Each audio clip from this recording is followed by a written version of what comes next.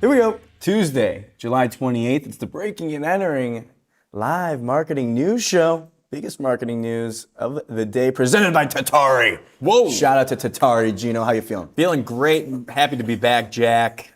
You doing anything fun this weekend?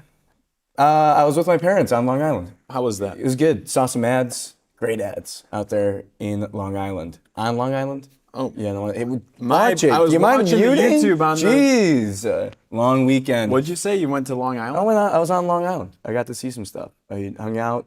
Went to a Tim McGraw concert, and they had like the sweepstakes. They had you a win? sweepstakes thing. No, it was a QR code. I couldn't figure out the QR code. It's a learning. Gino, big show today. A lot to get through. A lot to discuss. We got some big time guests.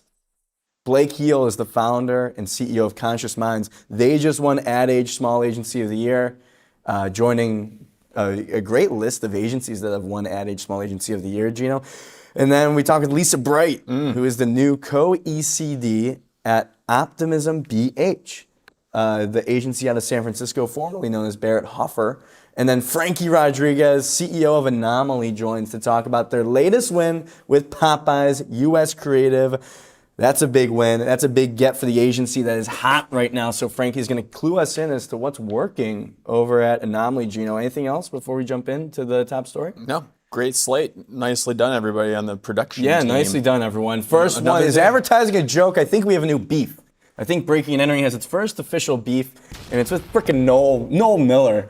This guy, I know him from the Cody Co, Noel Miller internet reaction video days. He's a comedian, and he put out this video. It's pretty serious. Yeah, I mean, he was it's kind of like really- it's deep on us here. Talking about how advertising is kind of like a psyop right now. He's worried about the way that, the prediction markets advertise, as well as AI companies, and kind of like shoving it down people's throats. I think not necessarily a new topic of discourse, but Gino, is advertising a joke? No, Jack. No. Yeah, that's absolutely right. Not. Yeah, that's absolutely right. not. I disagree with this wholeheartedly, Jack. That was the easiest question I've ever been asked. I think we should go through some of the points, though. Okay, so he didn't like Claude winning a Cannes.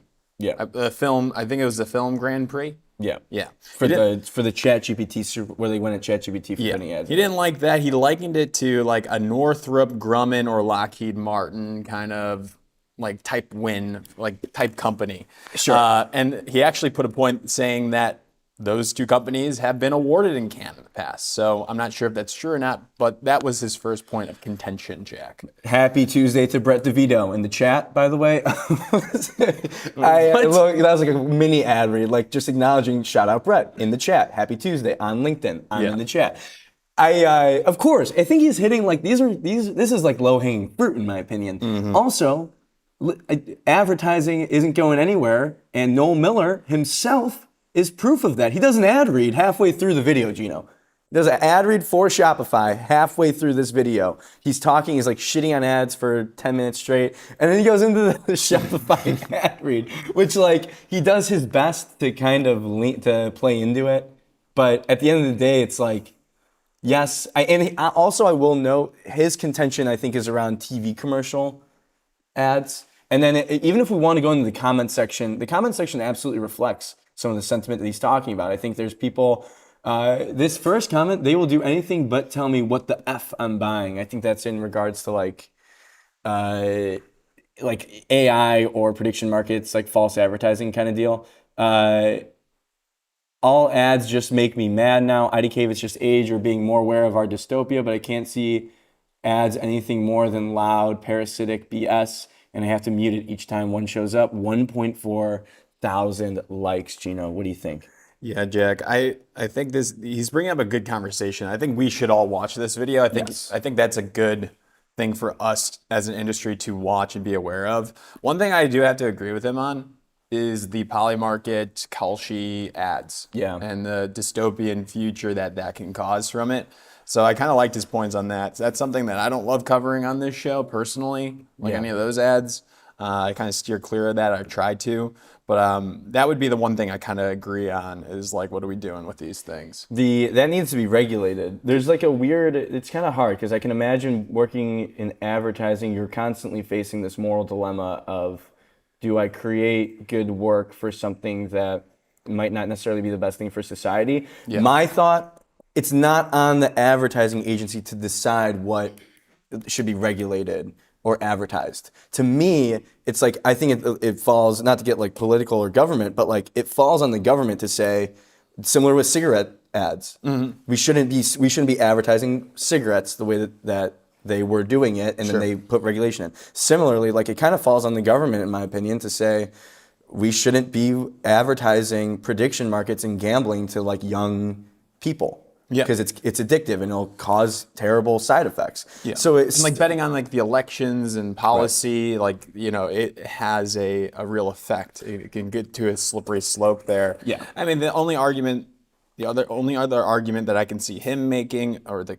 people in the comment section saying, is like, well, if you're an ad agency, just don't work on that brand, even if there isn't government regulation. Why even accept that as a client? Yeah, but you can understand why, like, as an ad agency, it's like, who are they to decide what gets advertised and what doesn't? Like, obviously, if everyone in the industry took a stand at the same time, yes, it's all similar to like different industry-wide things, like pitching, similar to pitching. Like, if you're not going to pitch your agency for an RFP, then someone else will. For sure. And it's like, so then you go down that road. Yes, but then you can just opt out yourself. Yeah, of course. Like, if you want to be an agent, yeah, of course. Like, if you're there's agencies that obviously say no to a lot of things there. But, that was one point that I wanted to bring up. I just thought it was wild that he did an ad read. And also, I have beef with Noel Miller now. Yeah. And I don't mind a little bit of discourse, of course, but at the end of the day, we got to ride. We got to ride with advertising at the end of the day. And I think if he realized what kind of great work is happening, not just on his TV commercial screen, maybe he would be a little bit more optimistic about advertising itself. Because to his point, the interesting thing is that nowadays consumers, their main interaction with ads, or what they declare as ads, which is essentially just like TV commercials, is being bought by the people that have the biggest budgets, which right now, AI companies and prediction markets. Yeah, those are the two. They pop up everywhere because they have the most money. They have the biggest marketing budgets right now, and they just throw it at TV because they're like, we just want awareness. But you're not seeing, like, the ads that people like are the ones that they don't even really realize are ads. And that, I don't mean that in a negative way. I mean that in a way that, like, it's so good and it makes so much sense. It's role model working with Salt and Stone. It's like these celebrity partnerships that are great. It's working with newer creators and influencers that are now able to like pay for their lives because a brand is funding their amazing content that fans love. So there's like a whole other side of it that people don't really have as much attention towards because it's not a TV commercial. Totally. Well said. Thank you. Next up, Gino. Another thing I want to talk about real quick. Chili's is not all in on AI. Chili's is hesitant a little bit. This was done by the Wall Street Journal. Great article. Isabel Busquet. Apologies if I'm messing it up. Did you have a chance to look at this one? Yeah, I skimmed through this one, Jack, here. Pretty much the CIO is stating, like, we're going to pull back our investment onto AI and robots potentially. I'm not sure if they did that in the past, but he's pulling back on that, getting back to the tech fundamentals, which is not AI for the most part. It's things like Wi-Fi. It's things like new iPads that actually help the actual restaurant employees execute their job, and a seamless experience for the customers that are at the restaurant. You know, if you are following along on this Breaking and Entering live show, you know last week or a week and a half ago, we called TD Ameritrade because they put out an ad that said, we're human first, digital future, but we're human first. And there was a big disconnect because we called and we get put to a robot. Right. So it's interesting to see Chili's really focusing on the customer experience. Yes. Really being like, okay, maybe AI can help us with like our inventory checking, but what good does that do for the customer experience? Their big thing was putting in good Wi-Fi. Hey, I mean, seems crazy, but like put in decent Wi-Fi in all your stores so that that's never an issue. You know, how did he sell this in? I think this was an interesting part of the article too. He basically created a video to show internally of employees on like a buffer screen waiting to do their job. And I believe he showed that video to the rest of the C-suite, which was able to help them invest into new laptops, iPads, Wi-Fi, to help the employees do their own jobs. So a little bit of creativity to sell in the idea. We like to see that. Chili's, one of the best turnarounds, one of the great turnarounds, unparalleled turnaround for Chili's in the last probably 4 or 5 years. I think the stock is up about 500%. Our guy Felix, CMO at Chili's, has been on the show before, recurring guest, CMO Marketer of the Year, Chili's Triple Dipper. Are you kidding me? It's all working for Chili's right now. Yeah, Gino. it's a good move. It's a good move. We're starting to see it. We're starting to see how brands are using AI, especially on like the store, like customer experience front. Before we get into the 2-minute drill, shout out to Tatari. Gino, you want to hit us with this Tatari ad read? Yeah, if you're an agency, you've had this conversation, your client's maxed out on paid social and search, and they're asking what's next. For a lot of brands, the answer is TV. But whether your agency is new to TV or already buying CTV, building a complete offering can mean adding more partners, more platforms, and more reporting complexity. Tatari gives agencies a simpler way in. Whether you want full service control or a more hands-on partnership where Tatari's team runs point, you plan, buy, and measure linear TV streaming and online video in one platform without handing off, what's that say? The client relationship or building a large specialized TV team. Gino, you keep the client relationship, create new revenue opportunities, and give clients another scalable channel when their existing media mix starts to plateau. And because Tatari buys directly from publishers, more of the budget goes towards media instead of unnecessary ad tech fees. Today, more than 400 plus brands and agencies trust Tatari to plan, buy, and measure TV. DAC is a full funnel media agency that used Tatari to bring streaming and linear together for their clients, unlock premium inventory that programmatic buying couldn't get to. So when a client asks, what should we test next? You have a stronger answer. Go check out Tatari. Link in the comments, link in the description. Shout out to Tatari. They make our live show dreams come true. Thank you, Let's Tatari. get into it. 2-minute drill kicks off right now. Biggest marketing stories of the day. 2 minutes each one, Gino. That's right. First one, what do you got? This one here, It's Instacart. Instacart lets you choose your bananas. bananas. They are back here with 2 amazing celebrities and our guy, Anthony Porowski. It's based off this insight that people online, people that use Instacart, get a little upset when they find out their shopper is a male. The stereotype is males don't know what to shop for. They might mess it up here. So they hire on Anthony Porowski, who's known for kind of hyping people up and doing the fixer-upper. He's known for from breaking Queer Eye. he's known for breaking an ant in the ring, a weekly segment that we do with Anthony. And basically, he's coaching up these male shoppers to teach them the difference between vegetables when things are ripe. That's the rundown. It's nicely done here. Okay, so you got Hannah Berner here. This is like one of the best castings you'll see. Also, Instacart, local produce, their in-house agency, best in-house agency in the world right now, according to Ad Age, I believe, from their A-list awards. So you got a team that gets it, and you bring in celebrity cast that makes sense. Hannah Berner, of course, like one of the funniest people alive, a big part of the shtick in, you know, her podcast with Paige DeSorbo, all about like talking about their experiences with dating, with men, of course. And so you lean into that, and it's funny. Like, I laughed watching this, and it seems like it's a social series, Gino, because another episode drops next week. Your thoughts? Episodic content here. Hey, let's bring it on with a good cast like this, a strong insight like the male shoppers need to be fixed up here. I think it's strong for the brand. I'm excited to see the future of this thing, Jack. How about you? Listen, excited about it. You see this with the Super Bowl. You see them leaning into a specific thing. Laura Jones, CMO at Instacart, thinking about bananas. They're all about the bananas. You remember the Super Bowl commercial? Ben Stiller, Benson Boone. Instacart lets you choose your bananas. Leaning back into it. Right, not too ripe, maybe not enough ripe, good enough ripeness. That's a banana that you want to see. Instacart, leaning on that, letting that be the focus. Shout out to Instacart. Great stuff from them. Gino, what's next?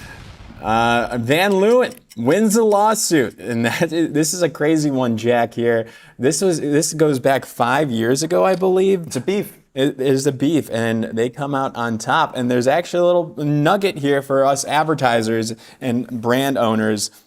It all comes back to storing your documents and the process when you're designing your products, Jack. Save those files in Adobe, document the process, file it away. Jack, what do we need to know? Shout out to Air, former sponsor. If you're going to store your files anywhere, store them with Air. Creative software, Gino. And the fact of the matter is that a saved file really is what got this lawsuit over the line. Is that correct? About the $24 million saved file, because the idea is what? That Rebel stole the design from Van Leeuwen? Yeah, very similar. From the color use, the font, everything, how it looks is pretty much identical to it. Interesting. And like what was interesting was that Pentagram originally designed the Van Leeuwen concept in 2016. Okay. And they saved those files. One of the Pentagram people testified saying, here are the files, here was our process, here's the ones that they rejected, the ones that Van Leeuwen kept. So they had that. They have the trademark as well. When Rebel came out, they caused confusion to the buyers. There's like, is this Rebel? Is this Van Leeuwen here? And then they had a real case. Van Leeuwen had a real case. Yeah. It took time. This is wild. And they were able to prove it due to those file saves. So essentially they're saying like, okay, here we can take the two files now and kind of put them next to each other, and you can kind of see that like this is like Rebel a copy and paste. Rebel was not able to produce the files, I believe. And I think everybody should go check out the article. But I'm pretty sure like Rebel didn't have conclusive evidence to show like when they made it, how it was differentiated. Van Leeuwen did, and before them too, of the dates that it was stored. Am I getting this correct? Yeah, Ellie? there you go. It's a good, save your files, people. Save your files. Geez, can you imagine? Next one, this is an ad we talked about yesterday, well documented by the team at Ad Age and Tim Nudd, the Nudster. But Monzo is like a banking platform, kind of new age banking platform in Europe, I believe primarily England. And they worked with BBH London, a great agency, to put this ad together, directed by Daniel Wolf, who most notably directed the Keep Thinking Claude campaign, like that first one that really broke through. But your thoughts on this ad, Gino? It's kind of this vignette style. They lean into some very familiar music. And meet bassist, Gino. Get that out of here. No free ads. Oh, okay. I was going to watch the bassist ad and review that. Music. Music matters in these ads. 100%. I mean, you got some bangers in here in these spots here. Careless Whispers, Baba's O'Reilly's, Teenage Dirtbag. Teenager's Dirtbag? Dirtbag. I mean, the music makes this Who are you appealing to with this song choice? Because I think it appeals to everyone. Everybody. But an older crowd absolutely finds some more nostalgia in this, which to me is interesting. Like, I kind of get the idea of wanting to appeal to that older crowd. And then even like showing the transaction, it's from Mum. The tagline is "Get Busy Living." So it's like, what can this banking platform unlock for you to live in your life? What can you do with your life now that you have the financial security I need that. of your mom, shackles. of your mom sending you $30? Yeah, I like that. So I'm in absolute shackles right now. I need this freaking.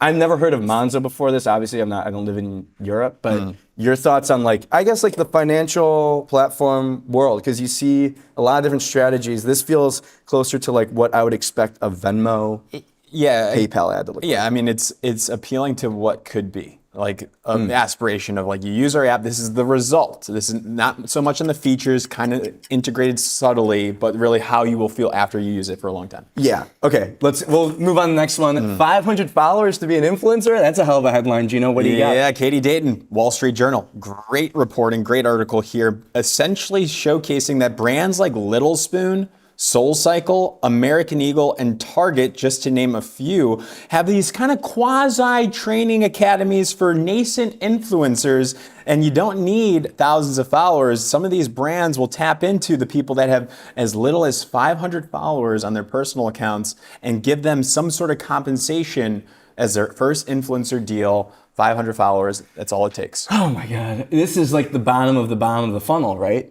Yeah. Is this like the ultimate new bottom of funnel? Like, is this the new programmatic advertising where like you're gonna get maybe one click on however many posts? I do actually like understand this in the sense that anyone can go viral at any given moment. Yep. It's much easier. You don't need a big follower account to get traction and hit the feed. There's a lot of these like UGC creator marketing agencies popping up now that kind of tout the fact that they're like, we have 1 million creators on our platform. Crazy. So you can get really specific about their audience. I'm almost like, how close are we to being like a freshman in college at a big college campus who has 1,000 followers, but it's all campus people that are like in Greek life can demand like $1,000 for a video because they're like, we can get the exact audience. You know, that might be the future. Is it? Do you see it though? I mean, yeah. I mean, there's the thing with the algorithm, like you said, like you don't need a bunch of followers to get a lot of views. Like a piece of content, if it's valuable, if it hits, it hits. It can get a lot of impressions. It's interesting to see bigger brands though, like really dedicating resources to it and budget to it. Right now, they're not giving a lot of money to these. No. It's like gift card. It's like compensation discounts, like 10, 15 bucks. Is it like a code, kind of affiliate code sort of thing? Like you get 5 cents on every person that clicks? I don't have the answer to that here. Probably. But next one up here, Nantucket. You love this one, Jack. Give us the rundown. Of course. As a advertising media influencer, no, this is wild though. So it is Taylor Lorenz / Taylor Paul really went after this Nantucket shop, because if you can see this Nantucket shop, if you scroll up maybe a little bit on the last slide, it says no influencers on the board. They have a sign inside this little Nantucket antique shop that says no influencers. And so Taylor Lorenz popped off on them being like, why would you do this? It's also like a lot of the creator economy helps like bring more attention to these small businesses. Also, like the creator economy is predominantly in influencer world, like predominantly female. So it's like, what the hell are you doing? You're like kind of pushing down people that are trying to make a living off of creating content and helping these small businesses. The Nantucket store responds being like, we don't want people taking videos inside our store. We don't want to deal with all of that. What's up, Ellie? What's up? Paige Lorenz just posted a story on her brand account, Dairy Boy. It's her like clothing brand, that they put up their own sign that says everyone welcome. Her store is on Nantucket, on the same street. So we have just an update. So it's a great update. Thank you, Ellie. So Paige Lorenz, influencer, was upset by this sign. No influencers. What is this store? Is it a grocery store? It's is it like an an antique store? Antique store. Mom and pop. I think this is fantastic. I think this is great content, ladies and I think gentlemen. it's a basket store. It's like a family-owned business. So the thing about Nantucket is they don't have Chains. chains. They don't have chains. Yeah, it's all like family-owned. Let us know in the comments what you let us think know. here. I mean, this no is as an influencers influencer myself, I of course have to stand with the influencer I side. kind of like this move. I kind of like this move by the store. This is then I almost when I saw the no influencer sign, it reminded me of the signs that are like live at the lake and drink wine and flourish, or like in this house we don't fight, we say our prayers, and we eat salmon. Live, laugh, love. Yeah. That's the new no influencers. People are talking about this. People are all over this content, so we'll stay tuned there. Yeah, you had Page Six covered it. A bunch of different outlets have covered it now. To see an influencer like Paige Lorenz who has millions of followers, getting in the mud with a mom and pop shop, is one of the reasons why social media exists. It's bigger than just this mom and pop shop potentially. Yeah, it's like no stand up for the whole industry there. Yes, and like on Nantucket too, like they're not looking for mass appeal. That's kind of the interesting thing too that's unique about this store than like any other small business really, is they're kind of like, we don't want, the whole point of us is that we kind of only want to serve in this little community. We don't want people showing up. But justice for the influencers, Gino. That's right. Come on. Justice for them. You converted me back over. I kind of liked what the store did at first, but then you convinced me back over, Jack. Of course, so thank you as always. This episode is brought to you by Tracksuit. Quick gut check for everybody. How confident do you feel walking into a pitch? Here's what everyone isn't telling you. The work gets better and easier when it's actually backed by data. Tracksuit tracks brand health continuously. That's awareness, consideration, competitive position, brand perception, and it's updated every single month. No waiting for an annual dip, no cobbled together proxies, no pretending a 6-month-old deck still holds up. Just current data on tap for your whole team. So you're pitching with receipts instead of a wish and a prayer. If you're in the business of strategy, that's kind of the whole frickin' game. Tracksuit, up and running in 30 days. Check them out at the link in our comments and Love description. Tracksuit. Love Tracksuit. Exclusive data partner of Breaking and Entering. Shout out Tracksuit. They're good people. Our next guest, Gino, our first guest, Blake Heel, founder and CEO of Conscious Minds. They were just named Ad Age's Small Agency of the Year. If you watched the show last week, you saw us show Blake. He was dancing, he was celebrating late into the night. Of course he was, because it's a big moment for the agency. Let's bring in Blake Heel right now to talk about it. Blake, how are you doing? Good to see you. Hello. Jack, Gino, what's up, guys? Good to see you again. Congrats. Congratulations. How are you feeling right now? Has it settled in? You're back to work, I'm sure, but how's the agency feeling? First and foremost, settled in, feel great. Thank you for putting my dance moves on the map. I've been a dancer my whole life. Finally, I'm getting some credit that I have rhythm. So I appreciate that you guys saw that and just TMZ'd me. It was great. It was great. So I appreciate Do we it. have Yeah, that we video, should JR? we Do we got that? we Let's pull should that up. have put the like a TMZ-esque watermark over it to It felt I honestly like, and I was talking to our team. We've been so off the radar, haven't done a lot of PR over the years, and it was funny celebrating and then waking up, and especially like you work your ass off. It's a hard industry. It's fun to just take a step back. So waking up that morning, I slept in and I was like, oh my gosh, I made it. I'm getting TMZ'd and I'm dancing on the trades. So it was really fun. You guys are awesome. So you guys add so much like life to the industry. So I really appreciate it. Oh, Thank Blake, you. it means a lot. And you've added a lot of life to the industry yourself. I feel like to your point, Conscious Minds kind of feels like almost like a best kept secret situation because a lot of people have seen a lot of the work that you've done. Most notably, obviously, the Starbucks barista was the thing that really broke through, I feel Yeah. like. So for you all, think about it as an agency, that balance of like really going hard on PRing yourself versus letting the work speak for itself. Have you all found a kind of in-between ground that makes sense for you all to the point, obviously, you win Small Agency of the Year? Yeah. No, I think it was a healthy mix and maturity of just growing up in the industry. I think we, got started really young and had to learn a lot and kind of go through some of our reinventions. But I think the last few years we've really defined ourselves and had more of our voice and point of view that we wanted to take to the world. And sometimes you get in your head on, do you need to say the right thing and how do you show up? And I think we realized we could do it our way, and I think sometimes you got to find your voice. And once we found our voice, I think we really started saying, all right, it's time for us to go out there and be the thought leaders we know we are. And we've always done the work, and now we're doing the work to kind of evangelize and be proud of what we do. Yeah. Absolutely. And today, and from that article, it says you guys work on Nike, Starbucks, Yahoo, Google Search, like some amazing brands here. Yeah. And I think that's worth noting. I believe Caitlin Clark's first shoe ad, is that correct as well, Blake? Yeah, we did her first. Obviously she's been signed to Nike for years, has been in different Nike ads, but this is her kind of debut Nike ad during Christmas last year, which was a huge honor for us to produce. And it seems like it's a social first agency and it was founded in 2008. So I'm just very curious, like what was the vision when you originally started in 2008? Was this like social? What was the thesis in 2008 and how has that shifted to today? Yeah. When we started, YouTube was the only social platform. And I love, your newsletter today of like us betting on social in 2008. That is true. We literally came on the scene in viral videos and we were young.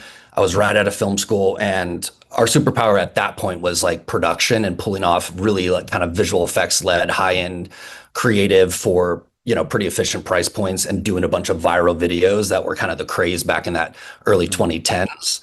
And that really put us on the map in a very new time to social. And a lot of brands were just experimenting and placing bets. And I think we really rode that wave and reinvented ourselves a few times as Instagram came around, as TikToks come around. You kind of have to ride those waves of innovation. But we've always been rooted in kind of craft and production. And then obviously, as we've matured over the last 18 years, we've added strategy, we've added creative, and really kind of given ourselves a little bit more of a full service mindset. What are your thoughts or maybe opinions around like the state of how brands are showing up on social media now? Because back then you say the main thing was like showing buzzy viral YouTube videos. Nowadays it's like always on. I think you said in the Ad Age article that a brand should have 10 to 20 earned moments that break through on social. Am I making that up? No. Yeah, that's what we believe. I think the last 5 years we're coming out of kind of an algorithm driven always on stage where maybe 10, 15 years ago, there was a little bit more of the virality and the algorithm kind of was pushing more kind of these one-off pops. Then I think the phase we're coming out of, there was a big focus on always on and trend jacking and really kind of trying to push purely organic and riding the waves of what's just like going to pop in the algorithm. I think now it's more sophisticated. You still have to have your always on play. I don't think, you can exist without it, but I really think brands are realizing social is the front door. I think TV is still important. I think there's a lot of traditional channels that are still driving so much value. But let's be honest, most brands, people are going to social. That is the front door. That is where your brand voice shows up. And an always on play just isn't enough. If a brand really wants to build their point of view, they really have to build it on social, right? So I think that's where we've kind of come in and clearly can do the always on work.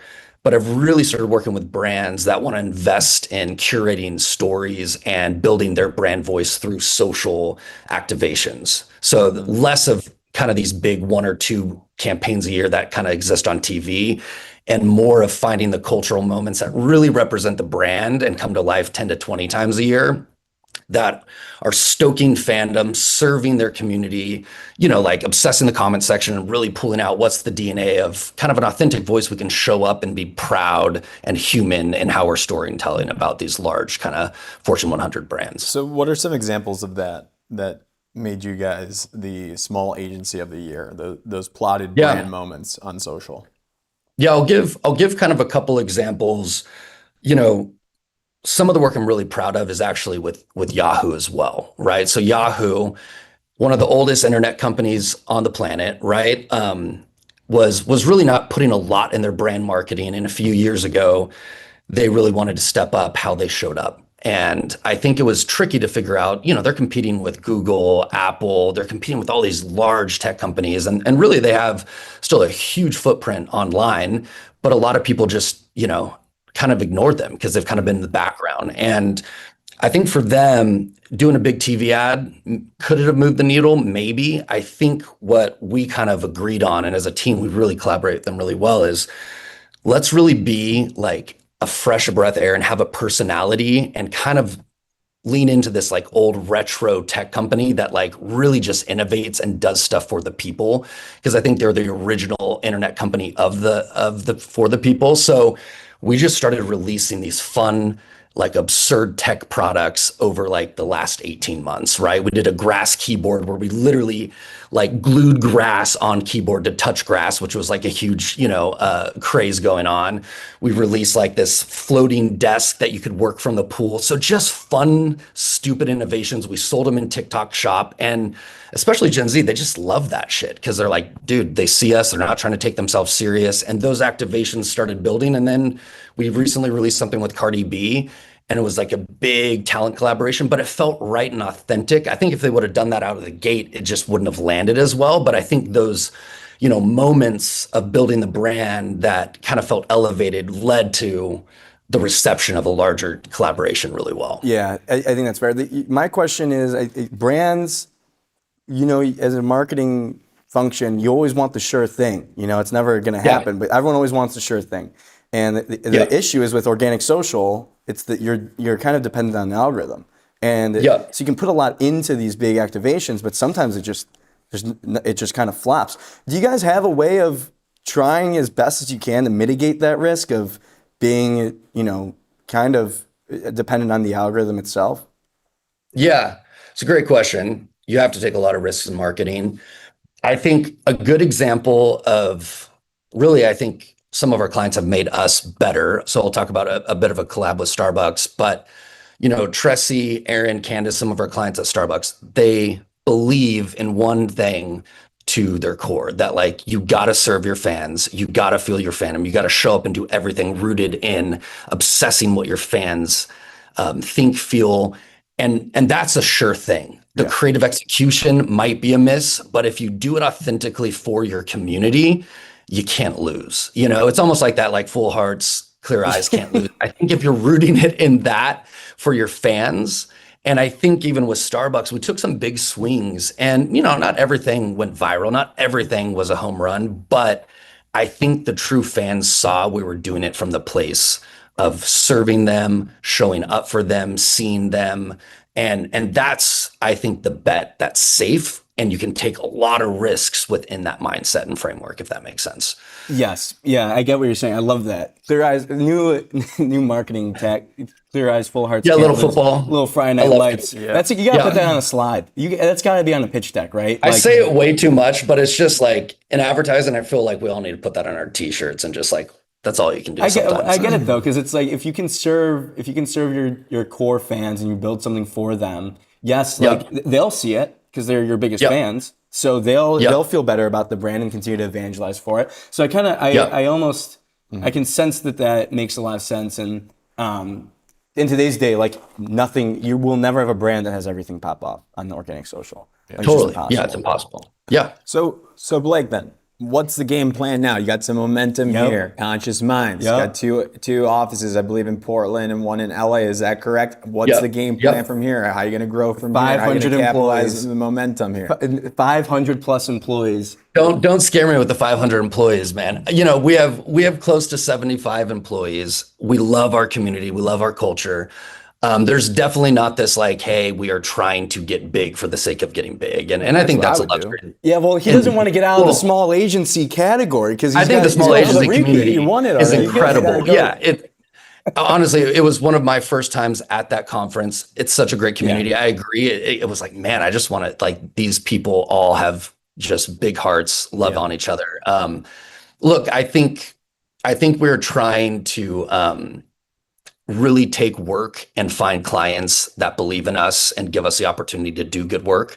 I think that's a luxury of being small and not being forced to grow fast. Clearly, we want to grow. Clearly, we want to make money. Clearly, we want to create value for our community because that's, you know, why you start a business. And I think a huge reason we're all in the game. But, you know, to be honest, I really see the tides and momentum shifting to that kind of social front door offense, and more brands, their CMOs, their VPs were, you know, 18 years ago, social media managers, right? And I think the more that those people end up in the top seats, the more you'll see a shift of people leading with a social first point of view across their entire brand. And I think that's good news for agencies like us. And I think the momentum and the winds at our backs, obviously it's a roller coaster. It's been a roller coaster for 18 years. So I'm sure there's going to be highs and lows in the future, but we feel pretty good about just where the marketplace is at. And I think where we sit in it is an exciting place to be. Yeah, that's an interesting point. Even as an agency founder, born out of the YouTube viral video era,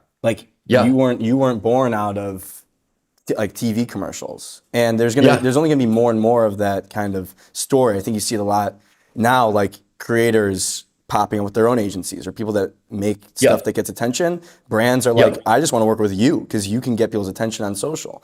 Totally. Do you think that those, like, for you all, that pitch of having social be the front door, have you noticed that it's gotten easier? Like, do you notice that CMOs are pushing more budget there, or at least paying more attention to it?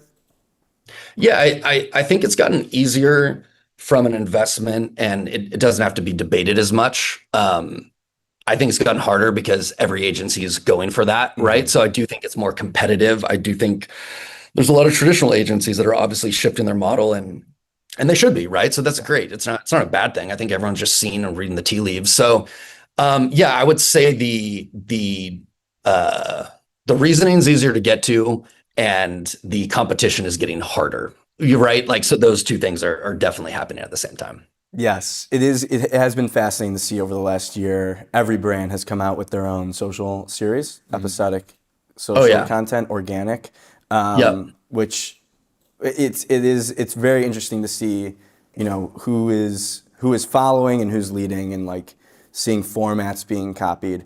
I guess my last question is, when you all are thinking about formats on social, is there something right now that's really catching algorithms or is really working for you all that you're seeing as like a through line across clients?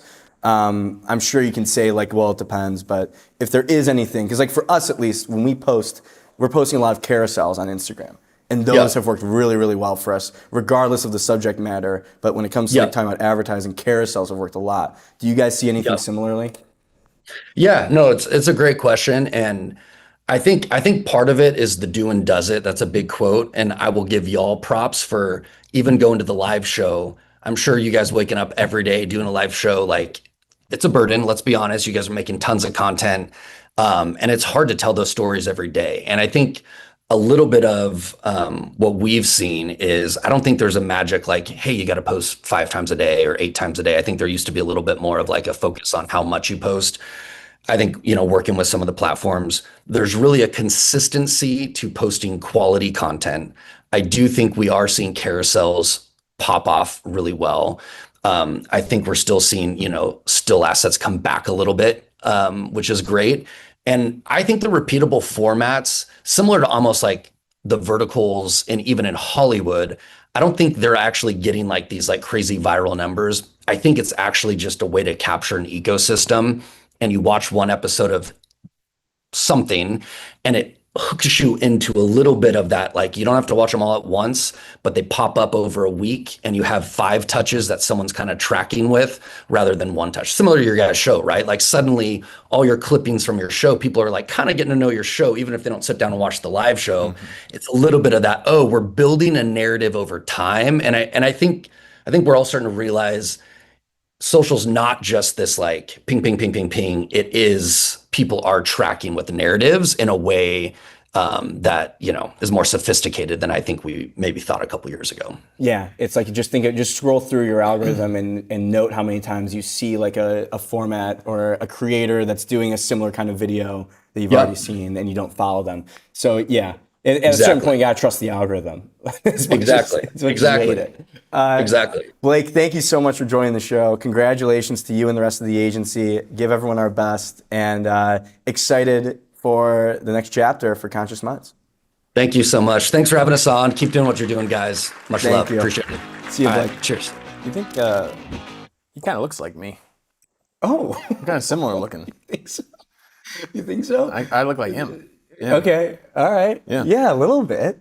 I'm surprised you didn't call that out. I mean, I didn't want to, Make it uncomfortable. I didn't see it. I couldn't. The mustache, and we have the same mustache. Yeah. So does 5 million other dudes. Not me. I can't grow a mustache. Let's move on. Our next guest, Gino, Lisa Bright, partner and now Co-ECD at Optimism BH. Gino, big get for the agency. Formerly Chief Creative Officer of Ogilvy West, new Co-ECD with Todd Eisner at Optimism. She's been on the show back in the day. Oh, yeah? Back in the day. Wow, a little reunion episode. Let's bring in Lisa Bright. Lisa, how are you doing? Hi, guys. I'm awesome. I'm so excited to be here. And yeah, Gino, it's like full circle. Now, good to see you again. Did you know that last time you talked to Gino, he did not wear glasses? Your glasses look fantastic. No, You got did nice I? Where'd you get those at? Yeah. Where'd you get those things? We're in our glasses era, here in the Bay Area. Where did you get those? Where I did like you source those? here. Nowhere online that anyone else can get. That's right. Nobody can get. That's smart. What's hanging off of them? What do you got on the? It's my eyeglasses chain, so when I walk around the office, I can take them off, but they're still on. You need one of them. That's the very fashionable. I've never seen anything like that. Gino, you should get that because now he's putting it on the table. He's got it on. You gotta carry them all around. You forget them. Yeah. Yeah. These are my readers. I had a time when I would can't wear. read the fonts. Okay, all right, here we I go. can't read the fonts. Gino can't see too well, but It's a disability. I at one point had blue light glasses when I was trying to look cool and smart. In finance? When I was in finance, in my finance days. All right, Lisa, come on. All right, come on, guys, stop messing Seriously. around. No more messing around. How does it feel? I mean, I think you announced on LinkedIn 2 weeks ago, and it looks like you're in the office right now. So how has it been? 4 weeks in. It's amazing.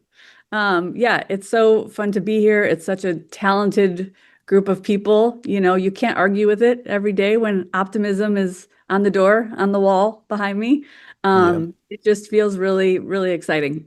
Yeah, at one point we've been in the office, did some content with the crew. We took a sledgehammer to the wall, and it's just tell Jamie we're not paying him $30. Jamie's asking for $30 Jamie to fix that Barrett, wall. he has been trying to hunt us down to fix that wall and pay for it. Brought Can't it do up a few times. Yeah, he was like, please bring it up.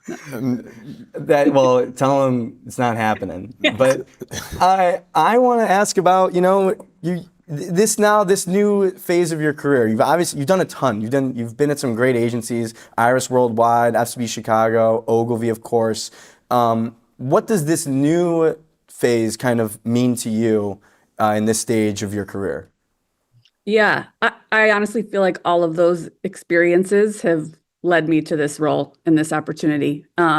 I've loved all of those places and have gotten so much out of it. I have friends and fam that will be, forever in my heart, forever at all of them. But, I just feel like at this time here with Optimism, it's just a role where I can really maximize my value and impact, take everything I've learned and how I've grown. I love being at a place where everyone really is like the heart and soul of it, which you get at a small independent place, and was so drawn by obviously, Jamie, Matt, and Todd, but also the just like really talented team that exists here. And I'm excited to just like build around that and just the big ambition that they have, that I have for the future, including defining what optimism means, was just, again, really felt like it was like checking all the boxes for me.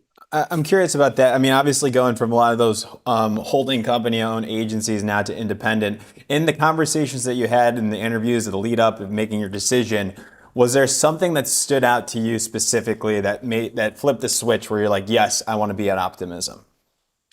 Yeah, I think in a lot of my early conversations with Jamie, the way he, obviously the industry is changing dramatically, the world is changing in influx right now, and this idea that when things change so dramatically, it actually represents a new beginning for everyone. And that just really resonated with me, right? Of like, let's take this moment where things are in flux, things are changing, and redefine it and make it what we want to exist in and what we want it to be. And that just felt like to have the ability and accountability and control to do that was really exciting.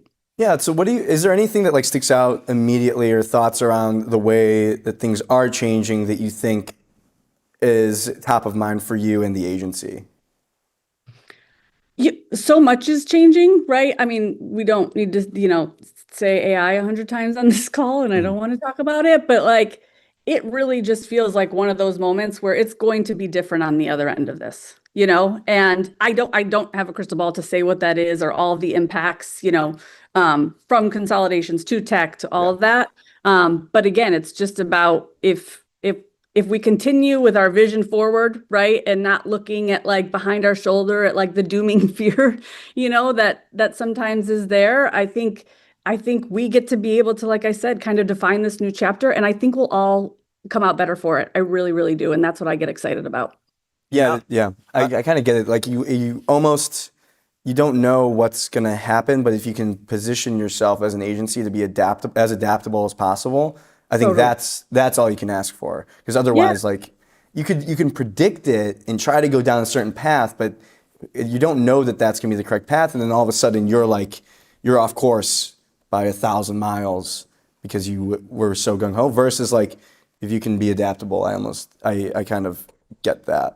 Totally. And being small and agile, we can be adaptable from the type of work we're doing to how we're doing work. And even, again, optimism is on the wall, and on the door, but that's not enough. We can't just say it, and even show up and just be it every day. Like, we are even looking at finding new ways to find ourselves accountable. Like, that's not just a philosophy or a naive mindset. Like, that's our business model. And so how do we make that measurable? How do we make that tangible, and really kind of quantify it? And so even like we pulled in a data scientist to help us look at ways to measure it. I don't know what that's going to be yet. Like, everything has to start with optimism, but it's not the whole thing. It's got to be the first thing. But what are those other ingredients where we can really use that as a way to show how like optimism is our business model, and this is how it, is real and tangible for our client's business.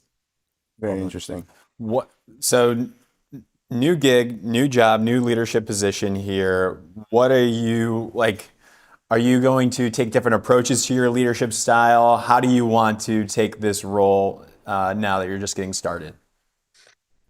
Yeah, I mean, you always have to adapt with different agencies and different people. But I think, since I came into leadership and as I've evolved, my lens and my kind of North Star has always been aim high, lead strong, laugh hard, and that's never going to change. And so that's how I show up every day. That's how I check myself every day. That's how I check the agent, the temperature of the agency and the team, is always making sure, obviously, that yes, I'm setting expectations, but I'm also leading by them.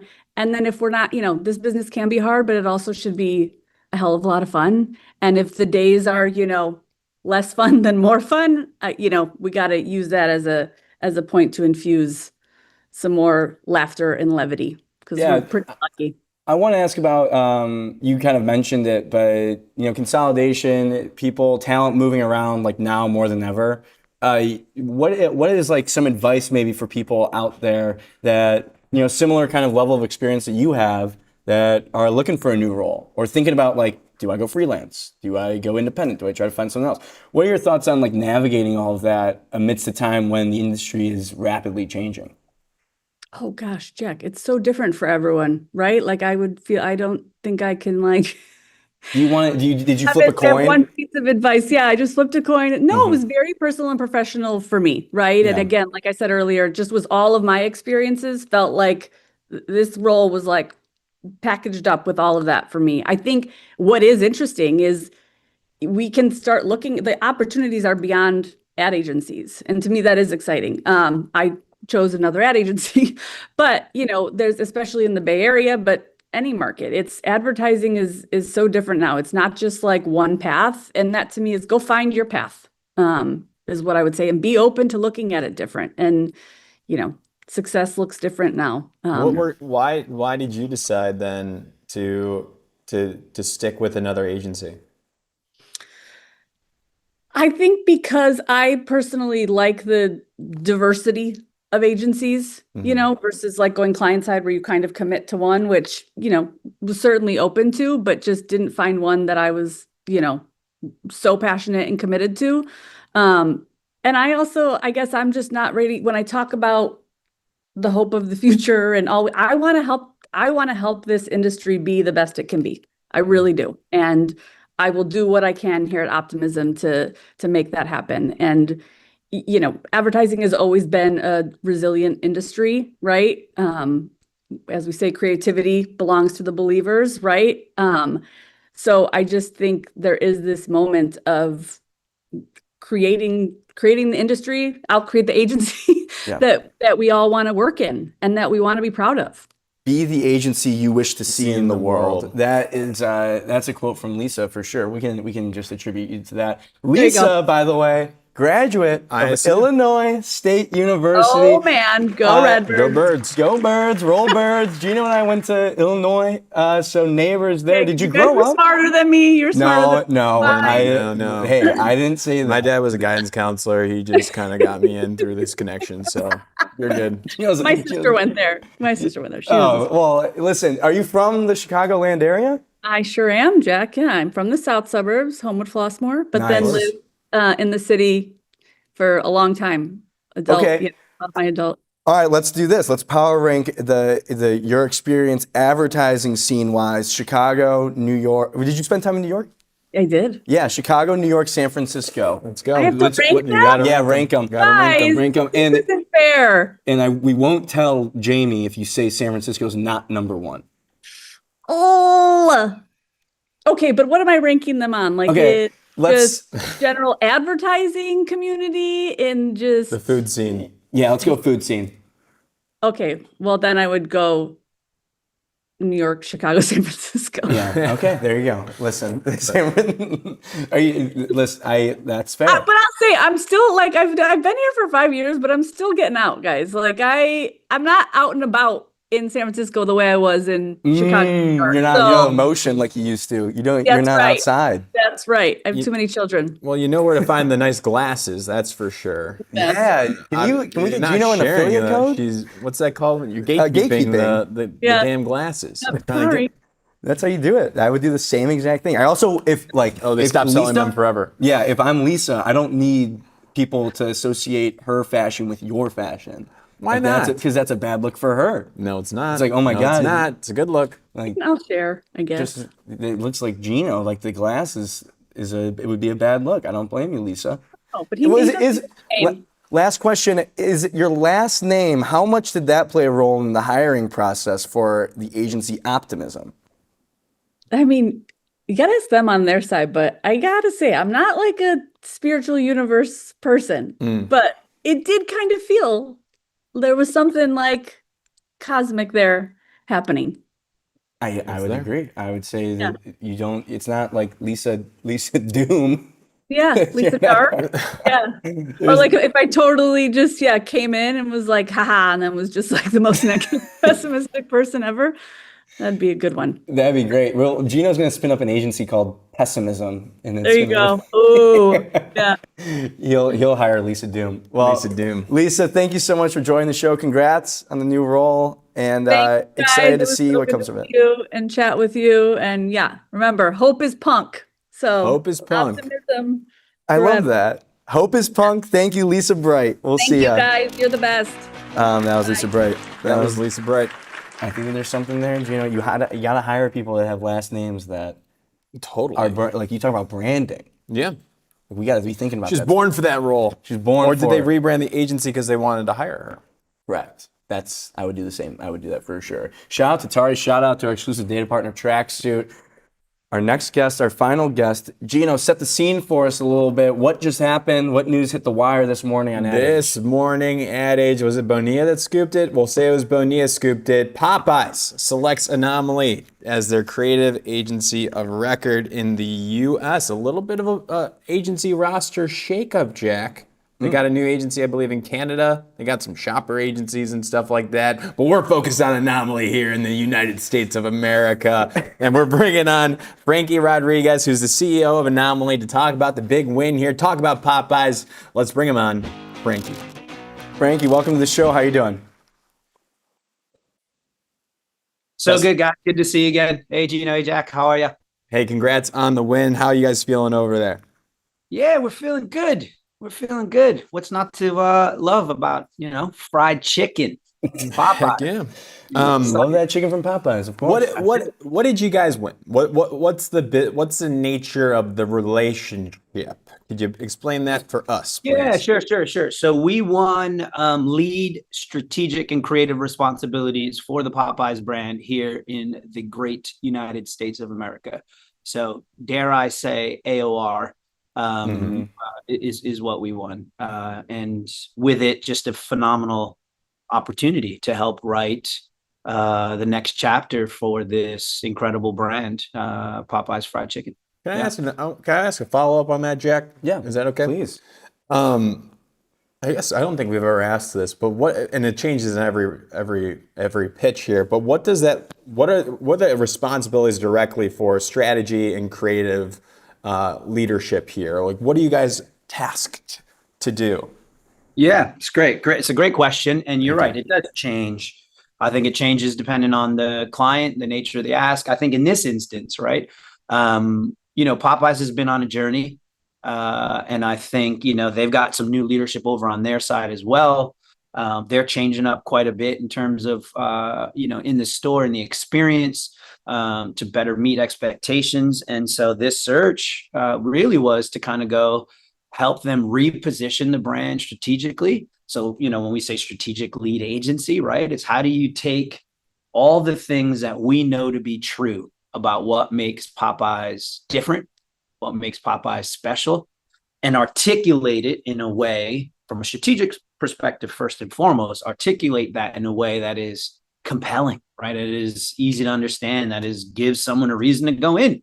And then creatively, take that new positioning and bring it to life in a creative platform that can be really consistent across all mediums.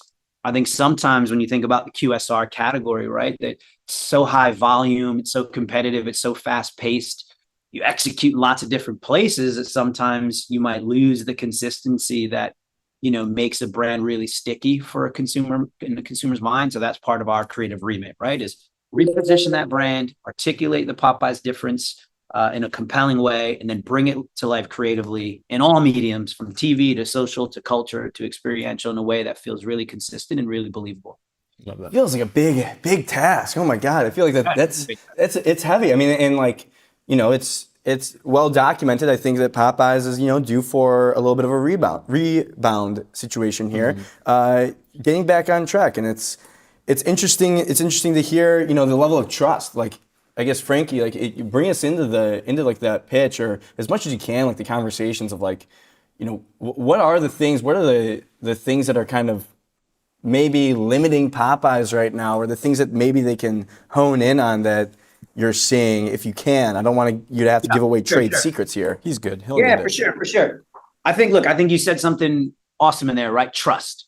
So I'd start with that. So talk about the pitch process. It ran through Jeffries Consulting, and it was an awesome process, right?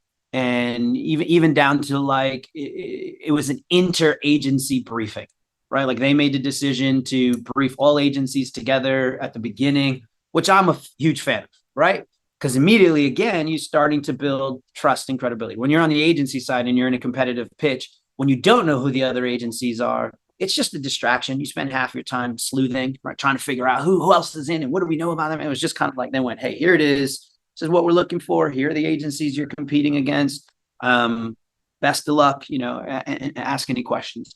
And then I think it's like, look, what I would say is sometimes the job of marketing, right, is to like distract because you have a product or a service that is unremarkable, right? Like here's this thing that we make.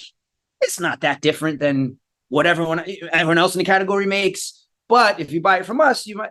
That's not the case with Popeyes, right? Our first big observation was the product at Popeyes is incredible. And by the way, that's not subjective, right? That's like research back, taste test consistently, right? The bone-in fried chicken, the chicken sandwich. I mean, my gosh, go back to the 2019 chicken sandwich wars, right? Of course. If anyone won the sandwich wars, I'd say it was Popeyes, right? Yeah. So they don't have a product problem. They have an incredible product, which we love because it makes the job then almost easy, right? Don't let the idea get in the way of the product. We often say at Anomaly, how do we take something complicated and make it simple, and then take the simple and make it exciting, make it compelling? And that's what this assignment really was. It was like, hey, we got an amazing product. We got all these sides. All of them are pretty flippin' delicious, right? But we don't have an awareness issue. Everyone knows about Popeyes. I think their jingle, "Love That Chicken from Popeyes," ranks up there with the most well-known brand assets like in the world. But how do you get people from if you know to if you go, right? Like I have to try that chicken, and that was it. That was really the process. So yeah, they trusted us. They welcomed us in, and we were able to ask any questions we wanted about the product, about the past, about their advertising, what worked, what didn't work, about franchisees, about the operations inside, and they've just been awesome so far. Really trust, really allowing us to kind of get under the hood and help them figure out the best way to tell this beautiful story. Quote here in the Ad Age article from Matt Rubin, the Chief Marketing Officer at Popeyes for US and Canada, said in a statement, "These partners were chosen to help us do what we do best, better, bringing our food quality and brand character to life consistently for every guest, every visit." So to me, like, I wonder, because Anomaly, I feel like we've talked about this before, but Anomaly not necessarily right down the middle ad agency. Like you guys kind of do a lot of different stuff. And God, no. Yeah, no chance.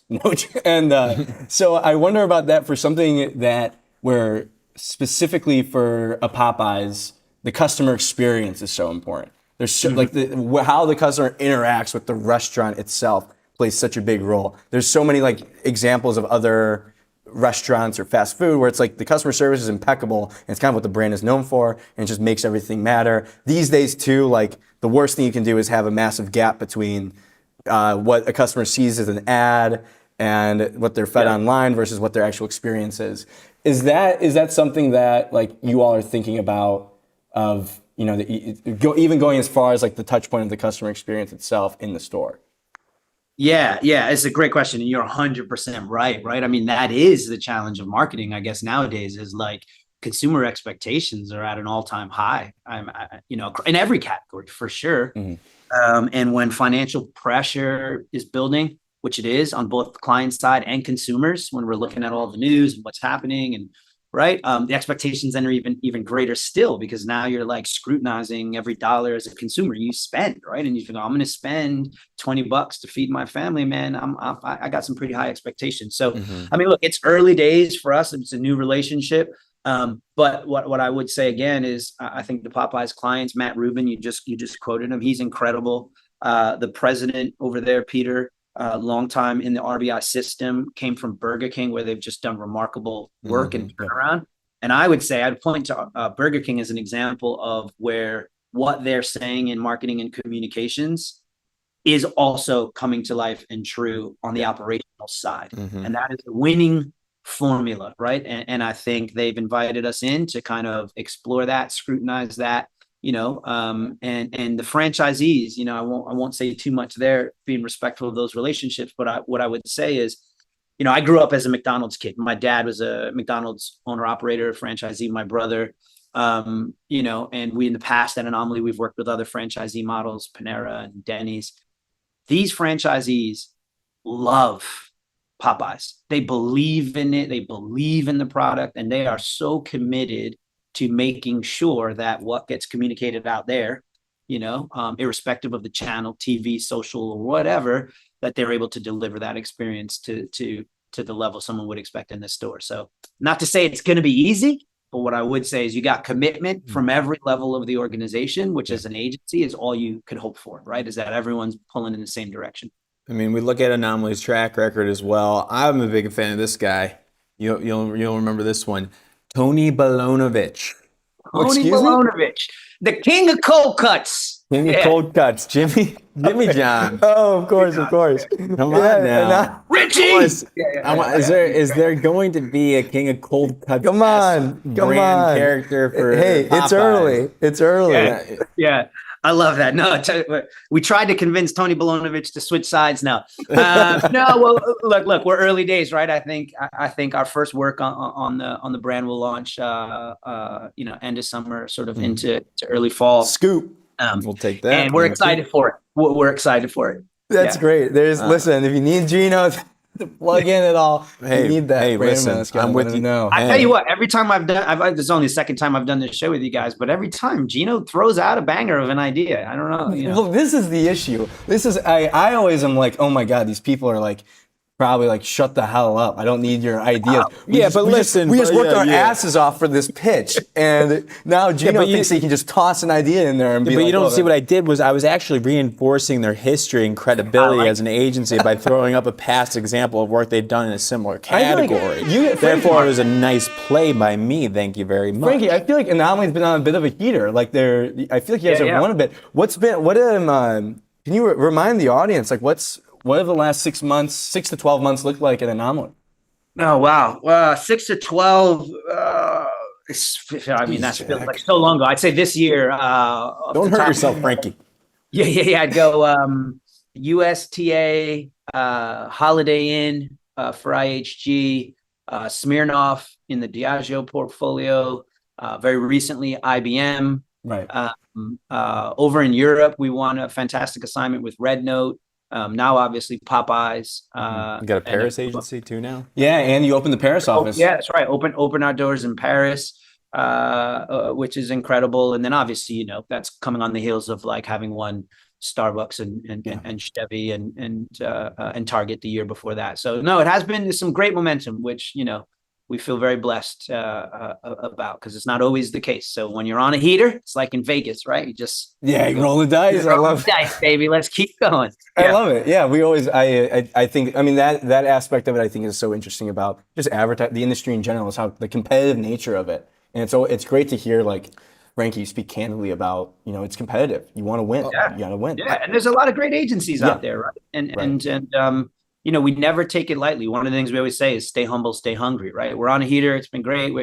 But every time we walk into a pitch, we're like, man, we have just as good a shot as everyone else.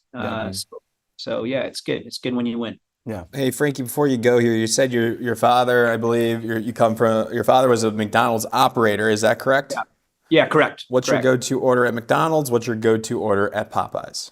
Oh, amazing. So at McDonald's, and I don't know that this is popular outside of like certain windows on the calendar, but I'm a filet of fish guy. Filet of fish, cheese, extra tartar, friggin' incredible. Crispy, golden fish, high protein, good macros, delicious. But you have to say extra cheese, extra tartar, because otherwise it's only half a slice of American cheese, which is like ridiculous.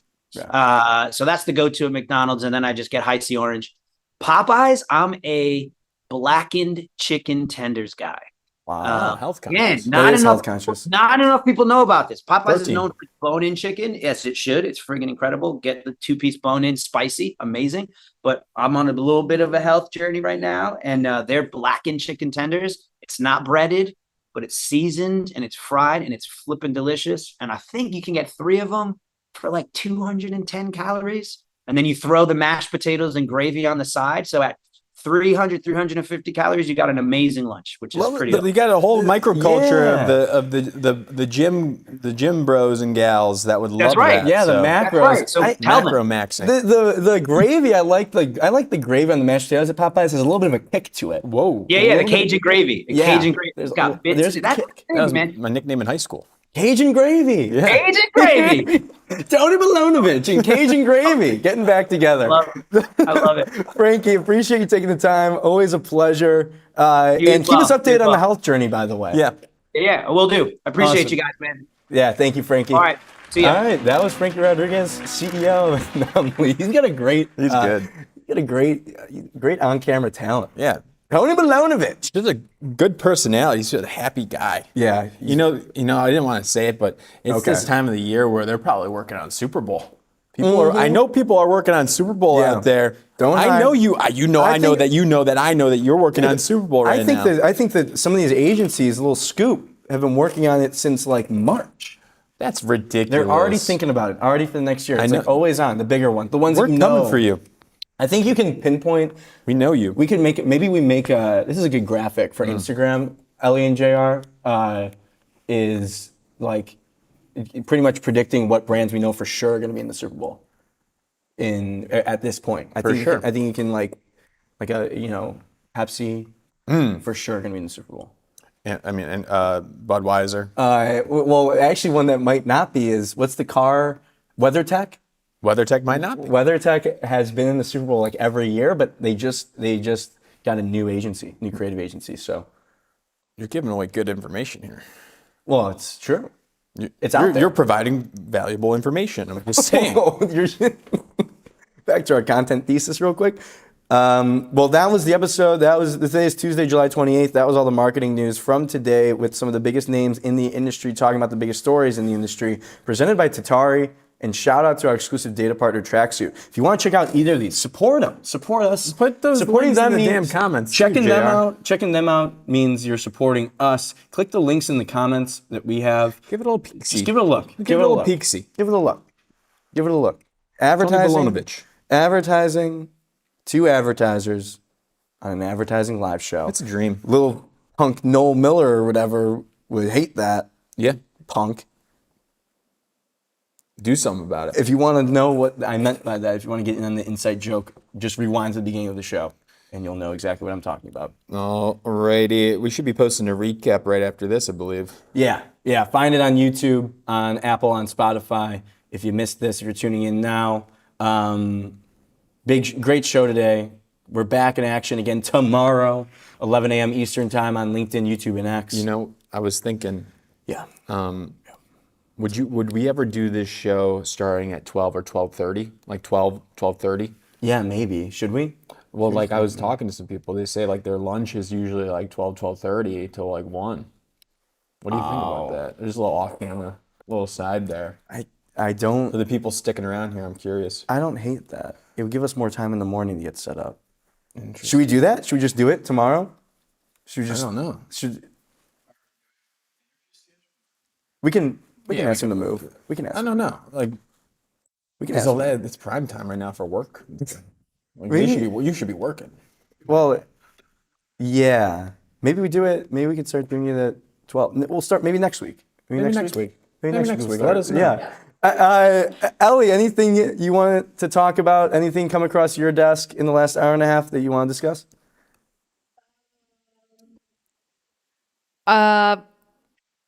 No, I'm really interested to see.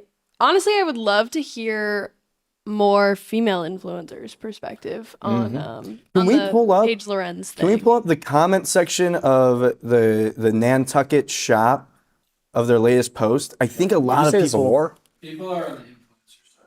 Yeah. Yeah, but I Yeah. So look at. I I'm think. really curious to hear more about how this has become like a feminist stance. I like that, and I wanna know more.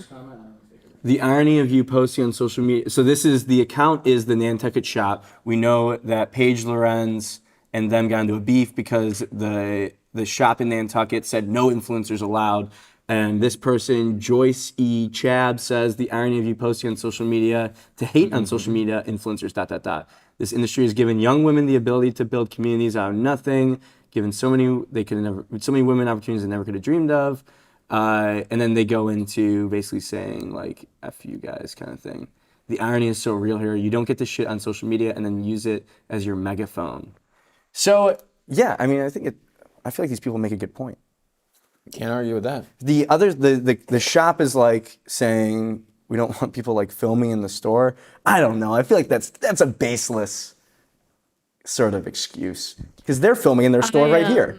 I was reading a little bit more about what Paige Lorenz had to say, and she basically was like, what harm are influencers like bringing to you and your shop when there are, I think she called them Nantucket Chads who are blackout drunk and passing out in front of your storefront and actually like harming your business. Yeah, deterring people away. Yeah. When an influencer actually might bring awareness and bring business and whatever. She was it cracked me up that she called them Chads. That's great. If you've ever spent more than 5 minutes on one of these affluent island town or lake house towns, you understand. You are not surprised by this sort of beef happening.